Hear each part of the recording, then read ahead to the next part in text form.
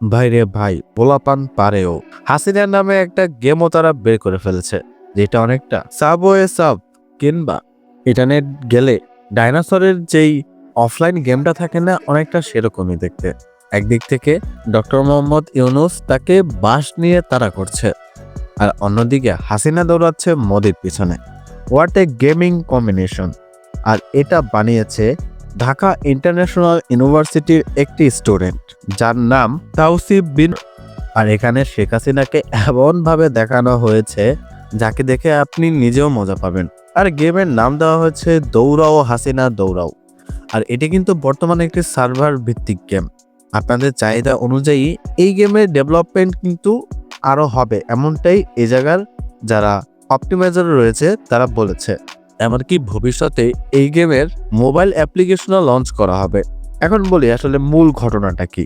Dhaka international ইউনিভার্সিটির student Tawsif বিন মেজহার, যিনি কিনা মাল্টিমিডিয়া এবং ক্রিয়েটিভ কালচারের একজন স্টুডেন্ট, তিনি এই গেমটিকে লঞ্চ করেন, আর যেটি ইন্টারনেটের পাওয়ার সাথে সাথেই সারা বাংলাদেশ জুড়ে বেশ ভাইরাল হয়। এমনকি পোলাপান এটি নিয়ে এত পরিমাণে মিমস এবং ট্রোল বের করতে থাকে যে এটা কিন্তু ট্রেন্ডিংয়ে উঠে যায়।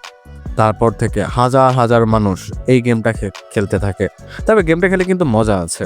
যেমন হাসিনাকে উপরে একবার টাচ করলে সে উপরে লাফ দিবে, আবার নিচে স্লাইড করলে তিনি আবার নিচে চলে যাবে। এছাড়াও যখন আপনি জাম্প করবেন ঠিক তখনই তার বাবা শেখ মুজিবের মাথা আপনি সেখানে দেখতে পাবেন।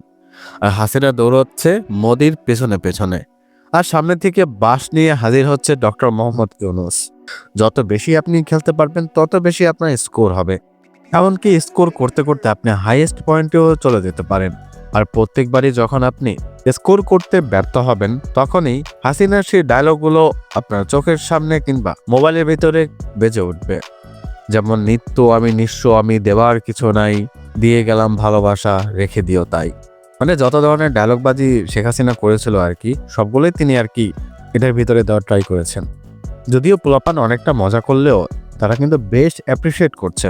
আর এটা কিন্তু অ্যাপ্রিসিয়েট করার মতোই একটা বিষয়।